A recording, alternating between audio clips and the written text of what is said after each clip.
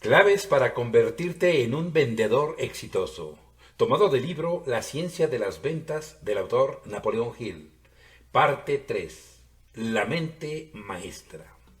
En las ventas, como en todas las esferas de la vida, los logros notables se fundamentan en el poder. El poder se adquiere a través del conocimiento organizado y dirigido con inteligencia. El principio de la mente maestra ofrece la disponibilidad de un número ilimitado de fuentes de conocimiento porque hace posible, a través de su aplicación, que uno se valga del conocimiento de otros, así como de todo el conocimiento acumulado y plasmado en los libros. El término mente maestra se refiere a la coordinación de dos o más mentes que trabajan en perfecta armonía con un propósito definido. Existen dos fases distintas y diferenciadas en este principio. Una es de naturaleza económica, mientras que la otra es psíquica. Con la ayuda de la fase económica es evidente que mediante una alianza cordial con otros se vuelve posible valerse de sus conocimientos, experiencia y cooperación. Henry Ford fue el iniciador de uno de los grupos más eficaces de mentes maestras conocidas en el campo entero de la distribución. Este grupo se conforma de los miles de distribuidores capacitados que operan en casi cada rincón del planeta. A través de los esfuerzos cooperativos con esta alianza de distribuidores, la empresa puede estimar mucho antes de fabricar sus autos cuántos de ellos se pueden distribuir. Sabe dónde existe un mercado, así como el alcance del mismo incluso antes de reunir la materia prima para la fabricación de sus autos. El activo más enorme de Ford es su alianza de ventas de mente maestra. Es un hecho indiscutible. El señor Ford le debió su enorme éxito a la comprensión y aplicación del principio de la mente maestra. Concentración. Solo a través del principio de la concentración es que puede alcanzarse y utilizarse la fase psíquica del principio de la mente maestra. La concentración es la conglomeración de la atención, el interés y el deseo hacia el logro de un fin definido. La concentración es esencial para el uso eficaz del principio de la mente maestra. Ambos son inseparables si se han de obtener resultados prácticos a través de su uso por parte de dos o más personas. La autosugestión o el dominio de la propia voluntad es el principio mediante el cual se puede alcanzar e influir en la mente inconsciente. Por su parte, la concentración es el principio a través del que debe aplicarse la autosugestión, un hecho que se ilustró con claridad en el capítulo relacionado con el tema. Indicamos que es el primer paso para lograr la destreza comercial.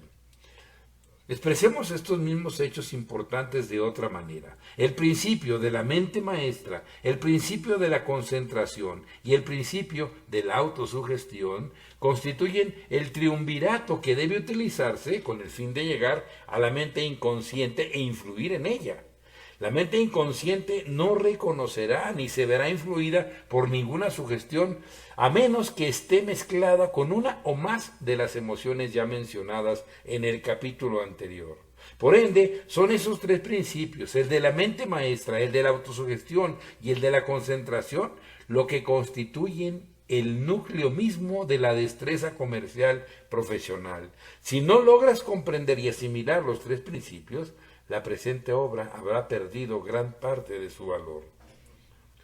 La concentración se define como el hábito de plantar un fin, objetivo o propósito definido dentro de la mente y visualizarlo hasta que se hayan creado las formas y medios para alcanzarlo. El principio de la concentración incluye plantar dentro de la propia mente inconsciente un fin, idea, plan o propósito principal definido y centrarse en el mismo con la mente consciente. El principio de la concentración es el medio por el cual se logra la procrastinación. El mismo principio es la base sobre la que se fundamentan la confianza propia y el control de uno mismo. Los hábitos y la concentración van de la mano. Los hábitos pueden formarse a partir de la concentración y la concentración puede generarse a partir del hábito. El propósito de concentrarse en un fin definido es entrenar a la mente hasta que forme el hábito de centrarse sobre el propósito de tal fin. Al centrarse sobre el fin determinado a través de la concentración de nuestros esfuerzos y atención, este hábito llega a influir en el fin y lo transforma en su contraparte física a través de los métodos más prácticos y directos que estén disponibles. Algo que debes recordar cuando vives de acuerdo con esta filosofía: tu mente está en el futuro, al mismo tiempo que tu cuerpo está en espera de ponerse al corriente. En una ocasión, cuando un hombre empezó a hablar de su Rolls Royce, algunos de sus amigos no pudieron comprender que el Rolls Royce ya estaba adquirido en la mente del hombre, pero que no se adquiriría en términos físicos sino hasta unos meses después. Todo ser humano hace uso del principio de la concentración, sea que se dé cuenta de ello o no. La persona que permite que su mente consciente se obceque con pensamientos negativos relacionados con temor, pobreza, enfermedad e intolerancia, está aplicando la ley de la concentración. Tarde que temprano su mente inconsciente se apropiará de estas sugestiones, actuará en consecuencia con ellas, transformará en su contraparte física. Las instrucciones para aplicar la concentración son las siguientes. Número 1. Domina y aplica los principios que se describen en el capítulo de la autosugestión, siguiendo el hábito de darle órdenes a tu mente inconsciente por medio de mezclar tus pensamientos con una o más de las emociones positivas y de la repetición constante de dichas órdenes. Sigue llevando a cabo el procedimiento hasta que obtenga resultados favorables y recuerda que la eterna vigilancia es el precio del dominio. Número 2. Vacía tu mente consciente de todo pensamiento adicional. Con un poco de práctica podrás centrar tu mente por completo en un tema y mantener tu mente justo con ese tema en especial, que es la concentración. Número 3.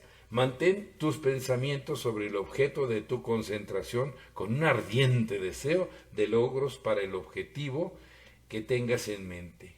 Cuando te concentres sobre tu fin principal definitivo, hazlo con total fe de que alcanzarás el objetivo de este.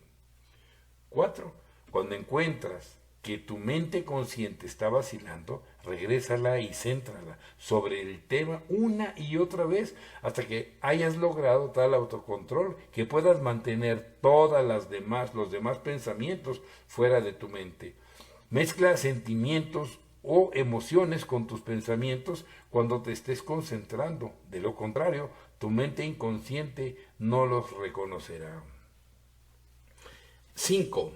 El principio de la concentración puede aplicarse de mejor manera en un ambiente silencioso, donde no haya atracciones contrarias o ruidos molestos. El mejor momento para concentrarse es después de haberte retirado a dormir, cuando se minimizan diversas distracciones.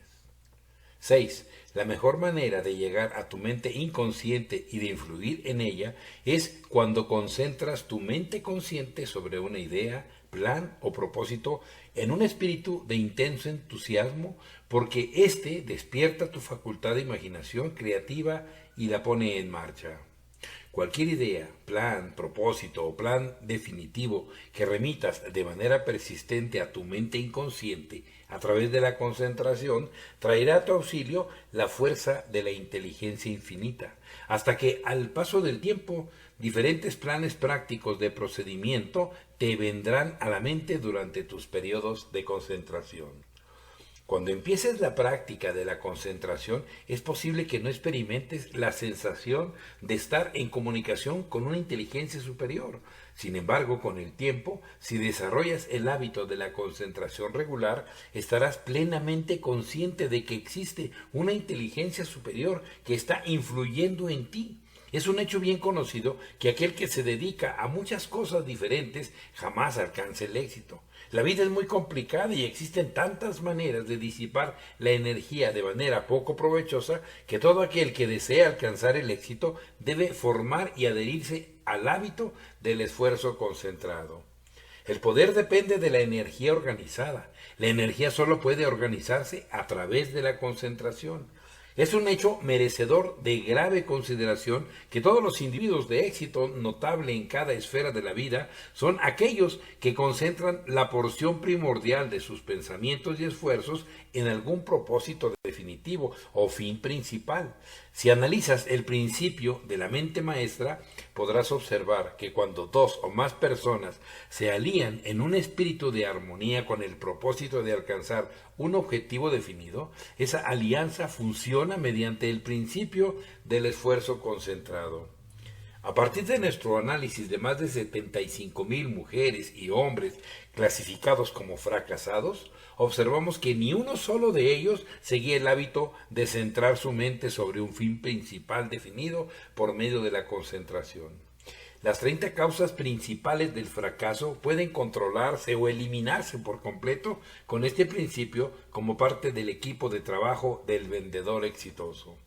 Casi todo el mundo tiene un fin principal definido en algún momento u otro. No obstante, 95% de las personas que tienen tales fines no hacen un intento por hacerlo realidad porque no han aprendido el arte de concentrarse sobre sus fines definidos el tiempo suficiente como para fijarlos en su mente inconsciente. La mayoría de las personas que adoptan fines definidos lo hacen más como una especie de deseo que en la forma de una intención definitiva, determinada y bien delimitada. Solo permitir que un fin definido llegue a tu mente no es beneficioso en absoluto. Para que adquiera un valor permanente, éste debe fijarse en la mente a través de la concentración. La concentración desarrolla el poder de la persistencia y permite que uno domine toda forma de derrota temporal. La mayoría de las personas jamás aprenderán la diferencia real entre una derrota temporal y el fracaso permanente, porque carece de la persistencia necesaria como para llevar a cabo un resurgimiento después de experimentar una derrota temporal. La persistencia no es más que un esfuerzo concentrado mezclado de forma adecuada con la determinación y la fe. A partir de estos hechos podrás comprender con facilidad que el principio de un fin primordial definitivo y el principio de la concentración son complementarios. Uno puede aplicarse de manera exitosa solo con la ayuda del otro. Cada ser humano se ve regido por la ley del hábito. Debido a esto, los que aprenden a construir sus hábitos a voluntad controlan la causa principal de los logros exitosos. La concentración es el principio a través del cual uno construye sus hábitos a voluntad. Se ha dicho correctamente que primero hacemos nuestros hábitos y que después nuestros hábitos nos hacen a nosotros. Tenemos hábitos de la mente y hábitos del cuerpo. Ambos pueden controlarse y el medio para alcanzar ese control es la concentración. La mente es igual de susceptible a la influencia de los hábitos que el cuerpo físico. A través de la concentración podemos obligar a la mente a centrarse en cualquier tema que deseemos hasta que caiga en el hábito de hacerlo. Después proseguirá con ese hábito en automático. No existen las medias tintas en cuanto a nosotros y nuestros hábitos se refiere. O nosotros los controlamos a ellos o ellos nos controlan a nosotros. Ya que comprendan esta verdad, los individuos exitosos se obligan a desarrollar el tipo de hábito sujeto a ser controlado. Los hábitos se forman paso a paso a través de cada uno de nuestros pensamientos y acciones. Centra tus pensamientos en un fin definitivo a través de la concentración y tu mente inconsciente no tardará en hacerse de una imagen clara de ese fin para ayudarte a transformarlo en su contraparte física. Todo pensamiento tiene la tendencia a externalizarse. Esta es una verdad bien conocida por todo psicólogo, como también lo era conocida aquel que indicó: lo que sea que el hombre siembre, eso cosechará. Tu situación financiera no es el resultado de la casualidad o de un accidente, refleja a la perfección la naturaleza de tus pensamientos, deseos y fines dominantes. Un análisis de aquellos que han acumulado enormes fortunas reveló que en cada caso estas representan la consumación del estado mental de lo que habían acumulado. La persona que comprende las posibilidades de la concentración rara vez tendrá conocimiento de la palabra imposible. Este libro se ha referido en repetidas ocasiones al poder de la inteligencia infinita.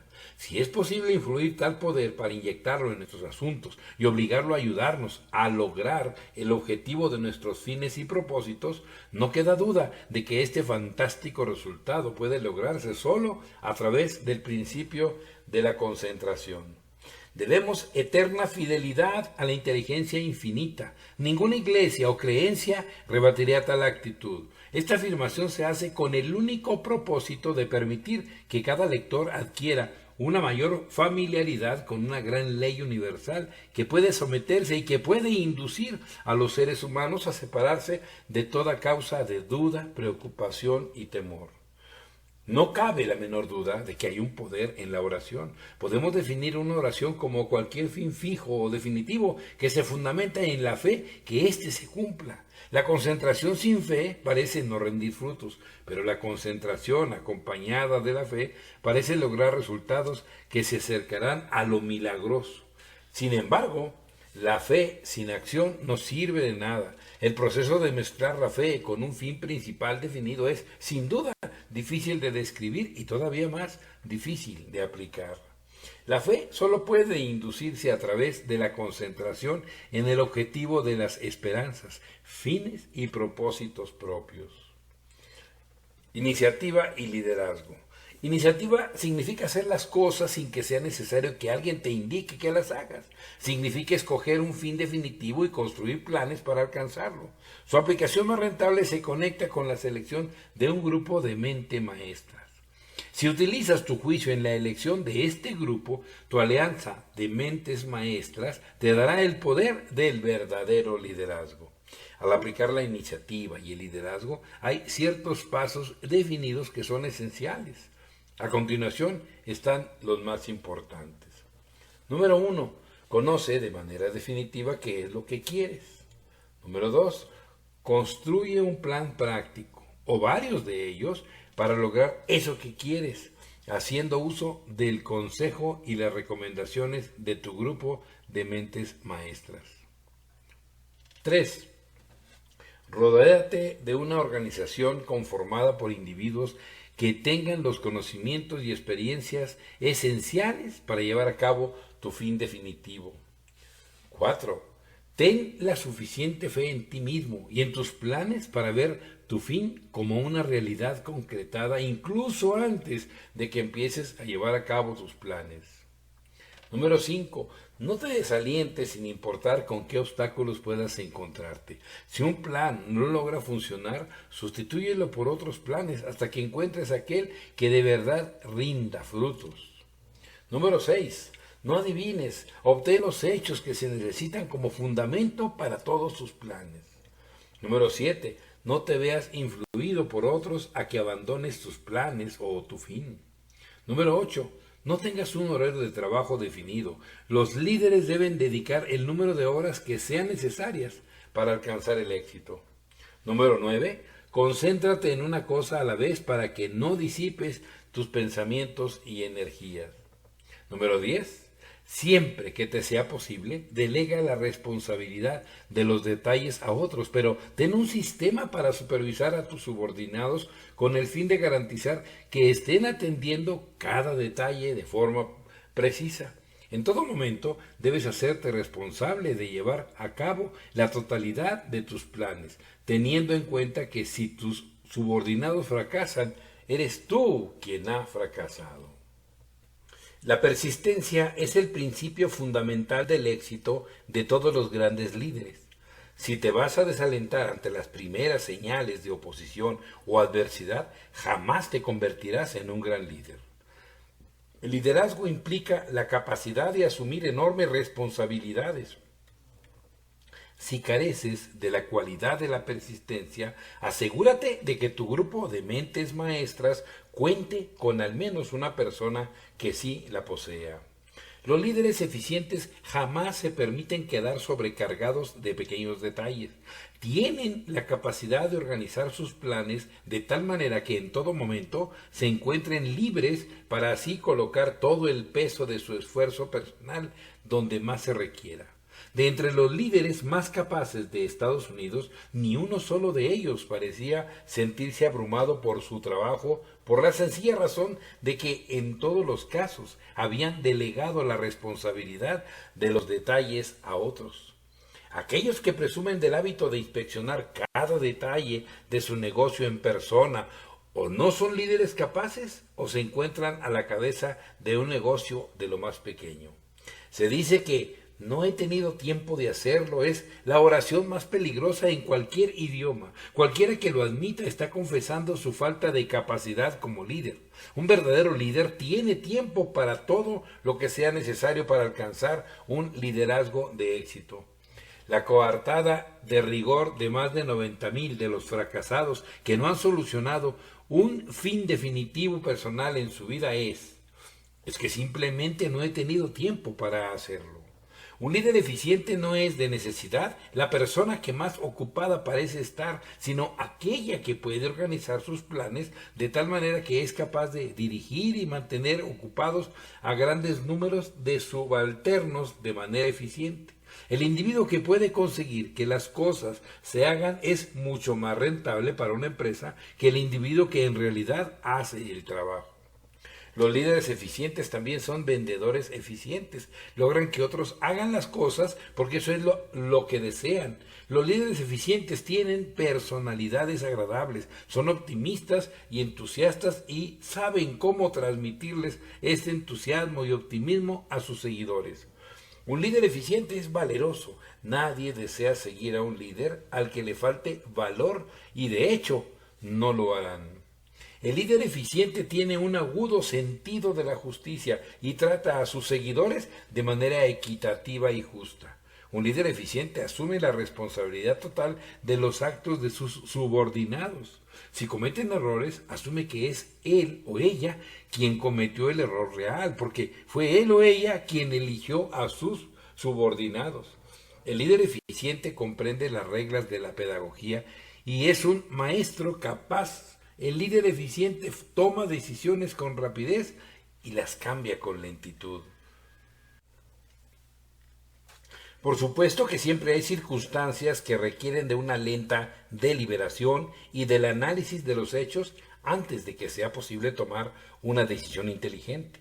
No obstante, después de que se obtienen y organizan todos los hechos disponibles, no hay excusa para demorar una decisión, y la persona que practica el hábito de la demora no puede convertirse en un líder efectivo sin dominar ese defecto. Durante más de 100 años se había hablado acerca de la construcción del Canal de Panamá, pero el trabajo real de construirlo jamás pasó de la etapa de los planes, hasta que Theodore Roosevelt se convirtió en presidente de los Estados Unidos, con una firmeza de decisión que formaba la totalidad misma de sus logros y que era la base real de su reputación como líder. Roosevelt tomó la iniciativa, elaboró una ley que se aprobara en el Congreso, aseguró los fondos necesarios, organizó su equipo de ingenierías de mentes maestras e inició las obras en un espíritu de confianza absoluta en sí mismo. El muy mentado Canal de Panamá se convirtió en una realidad espléndida. Ha habido hombres mucho más educados que Theodore Roosevelt al frente de la Casa Blanca, pero pocos fueron así de grandes como líderes. Los líderes son hombres de acción. El general Grant afirmó: lucharemos sobre esta línea si nos lleva todo el verano. Y a pesar de sus muchas otras deficiencias, se mantuvo firme en esa decisión y ganó. Por otra parte, sin los capaces líderes de la Confederación, la guerra civil de Estados Unidos hubiera durado algunas semanas en lugar de años.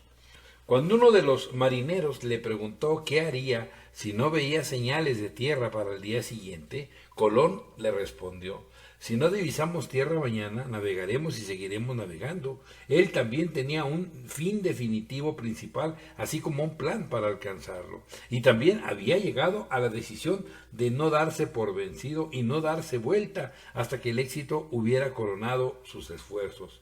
Colón era un hombre de enormes capacidades como líder.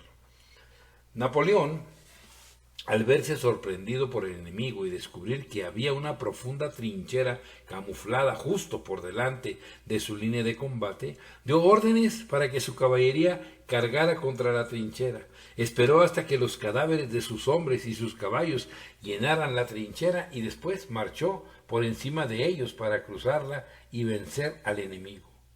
Eso requirió de una decisión instantánea, un minuto de vacilación o duda y se hubiera visto superado, derrotado y capturado por el enemigo.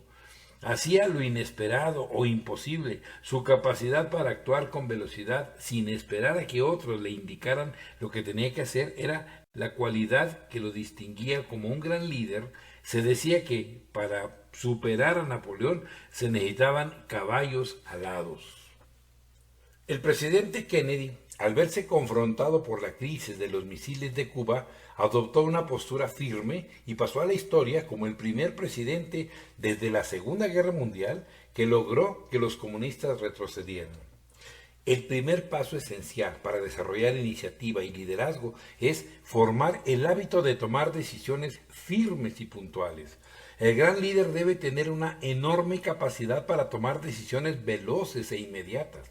Los individuos que vacilan entre nociones vagas de aquellos que querían o que deberían hacer suelen terminar por no hacer nada.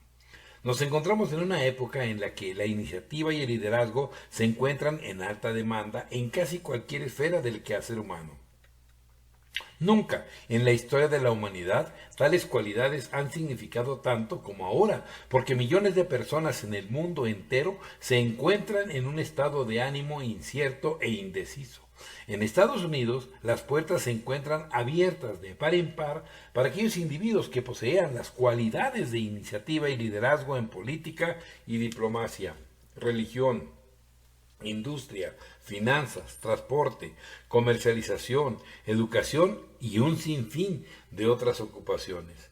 Al momento presente existen pocas personas notables en cualquiera de estos campos. En el mundo existe el concepto errado de que a las personas se les paga por lo que saben. Esto es cierto solo parcialmente y como en el caso de varias otras verdades a medias, es más dañina que las falsedades abiertas. La verdad es que a las personas no se les paga solo por lo que saben, sino por lo que hacen con ese conocimiento o lo que pueden lograr que hagan los demás. En una carta, un hombre afirmó: cuento con una educación de excelencia y podría ser un tremendo éxito si tan solo alguien me mostrara qué debo hacer y cómo debo hacerlo. Las personas exitosas jamás esperan que otros les enseñen lo que tienen que hacer ni cómo deben hacerlo. Toman la iniciativa, toman control del liderazgo, enlistan la asistencia y el capital necesarios y se abren camino a pesar de la oposición. La confianza propia es esencial para alcanzar el éxito en el liderazgo. Una tendencia innata en la naturaleza humana es la disposición a seguir a aquellos individuos que poseen una enorme confianza en sí mismos. Nadie desea seguir a aquellos líderes que no parezcan estar seguros de sí mismos.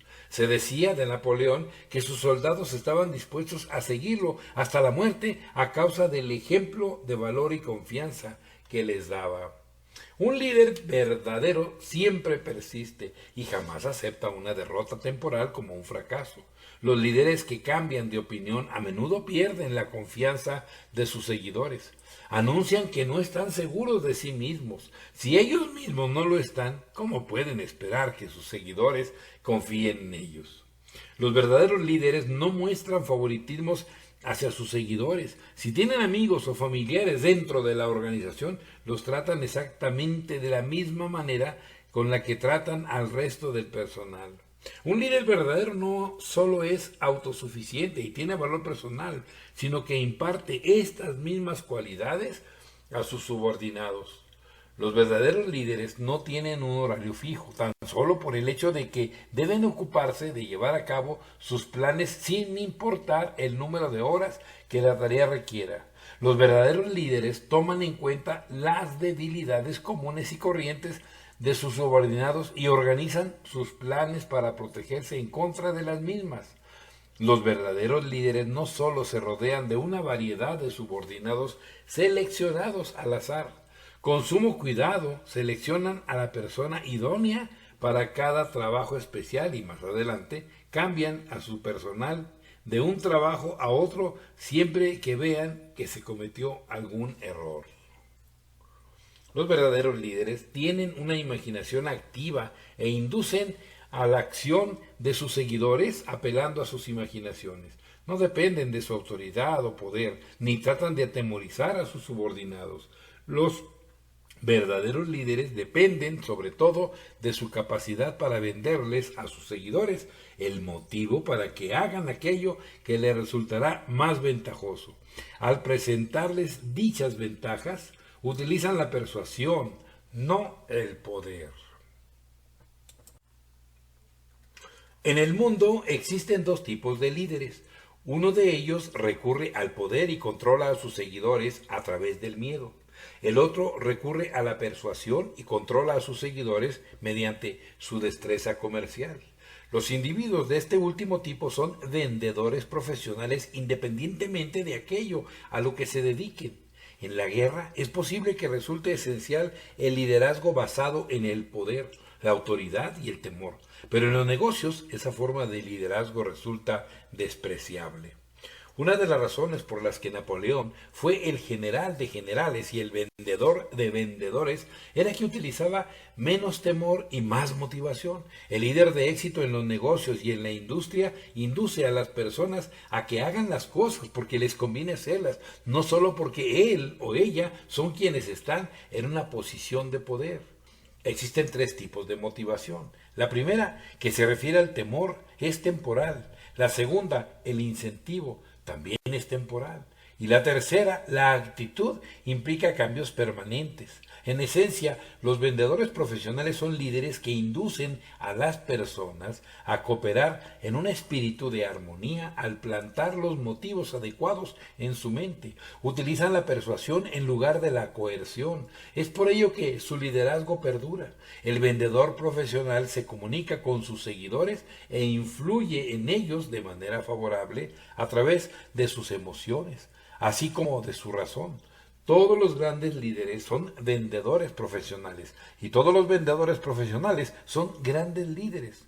Comprenden el arte de la persuasión, comprenden cómo establecer en la mente de sus seguidores los motivos que inducirán en ellos una cooperación favorable y dispuesta. Los vendedores maestros pueden vender lo que quieran porque tienen la iniciativa suficiente como para crear mercados. Además pueden vender un bien, idea, plan, servicio o motivo con la misma facilidad. Los vendedores profesionales son como los grandes cazadores. Le disparan a su presa al vuelo, mientras que hay otros que esperan que alguien más presente la presa frente a ellos. Este es el tipo de personas que suele regresar a casa con las manos vacías. Los grandes líderes y los vendedores profesionales siguen una misma filosofía. Les venden a sus seguidores o clientes lo que elijan vender a través de una relación de confianza. Uno de los más grandes líderes que jamás existió reveló el secreto de su liderazgo en 8 simples palabras. La amabilidad es más poderosa que la coacción. El proceso completo de clasificar al comprador potencial debe preceder los intentos por concretar la venta. Casi todas las ventas que se pierden después de la presentación fracasan por 2 causas. El vendedor no neutralizó la mente del comprador potencial de manera adecuada antes de la presentación, o bien no clasificó al comprador potencial correctamente desde el principio. Los vendedores profesionales jamás tratan de cerrar una venta hasta que estén por completo seguros de que al interior de la mente del cliente potencial hayan pintado una imagen que genere un fuerte deseo por sus productos y de que el cliente esté en posibilidades de adquirirlos. Este es un punto en el que no debe hacerse el intento de adivinar. Es responsabilidad del vendedor profesional saberlo, y si no lo sabe, no puede decirse que sea un vendedor profesional. Tratar de venderle un Mercedes-Benz a alguien que solo tiene los ingresos para adquirir un Ford es un desperdicio. La clasificación adecuada evita este tipo de problemas. Lo primero que un vendedor profesional le pregunta a un prospecto en busca de un seguro de vida es la cantidad asegurada que ya tiene en la actualidad y el tipo de póliza que maneja. Armado con esta información que se adquiere con facilidad con solo preguntar y con conocimientos del estado financiero aproximado del comprador potencial, el vendedor sabe qué póliza ofrecerle a su cliente. Al utilizar este método para clasificar a los prospectos, los vendedores profesionales vienen preparados con una serie de preguntas cuidadosamente elaboradas con las que pueden obtener la información que necesiten con el fin de clasificar a sus clientes futuros de forma adecuada. La mayoría de las personas estarán dispuestas a responder cualquier pregunta razonable que se le plantee. El cuidado y la reflexión en la presentación y planteamiento de las preguntas armará al vendedor con toda la información que pudiera necesitar para concretar una venta. Además, la información será auténtica y confiable, ya que el cliente será quien la proporcione. Permite que tu prospecto hable con libertad. Cuando la policía arresta a un hombre de quien se sospecha cometió algún delito, de inmediato procede a inducirlo a hablar. Cada palabra que pronuncia, así como su negativa a hablar de ciertos temas, coloca en las manos de los investigadores hechos que a partir de los cuales pueden hacer deducciones importantes. En términos reales, hasta que no se presenta el plan de ventas concreto, cada vendedor profesional es un investigador. Su trabajo es obtener los hechos y el mejor método para lograrlo es inducir al prospecto a hablar. Alguien que se diga ser un vendedor arruinará sus oportunidades para concretar una venta si abre la boca y cierra los ojos y oídos. El vendedor más exitoso maneja sus entrevistas con tal grado de tacto que el comprador potencial siente que es él quien la está manejando. Una vez que la venta se cierra, el comprador siente que realizó una adquisición, no que le vendieron algún producto. El vendedor de seguros de vida más exitoso de Estados Unidos se especializa en la venta de pólizas de vida a hombres con los que juega golf. Sin embargo, se cuida mucho de jamás mencionar su profesión, ni siquiera de manera breve, sobre el campo de golf. Además, jamás intenta hablar de pólizas de vida con sus compradores potenciales, sino hasta después de haber jugado golf con ellos al menos en 3 ocasiones diferentes. Incluso entonces aborda el tema a través de una serie de preguntas tácticas inteligentemente preparadas, por medio de las cuales induce a sus clientes futuros a preguntarle a él acerca de los seguros de vida. Se denomina a sí mismo un orientador de seguros de vida. Su trabajo, según les dice a sus prospectos, es revisar sus pólizas con ellos para determinar si tienen el mejor tipo de seguro, por el monto adecuado y así sucesivamente. Como sería natural, elige a clientes potenciales que estén asegurados con una suma importante y que por ende ya tienen una diversidad de pólizas activas. Ha llevado a cabo cientos de ventas sin pedirles a sus clientes que amplíen sus seguros, con tan solo analizar sus pólizas de seguro de vida de forma tan diplomática que inserta en su mente la idea de que necesitan una póliza adicional de un tipo o de otro. La confianza es una condición de enorme importancia y los vendedores profesionales deben crearla en la mente de sus clientes potenciales. Si clasifican a sus prospectos con precisión, desarrollarán esta confianza al momento en que lo están haciendo. Ninguna venta importante puede concretarse sin el elemento de la confianza. Es frecuente que los vendedores profesionales acechen a sus compradores potenciales por meses mientras establecen esa confianza, al tiempo que se contienen de cualquier intento de tratar de venderles algo. Es cuanto a lo que se refiere a los métodos de clasificación. En cuanto a lo que se refiere a los métodos de clasificación, el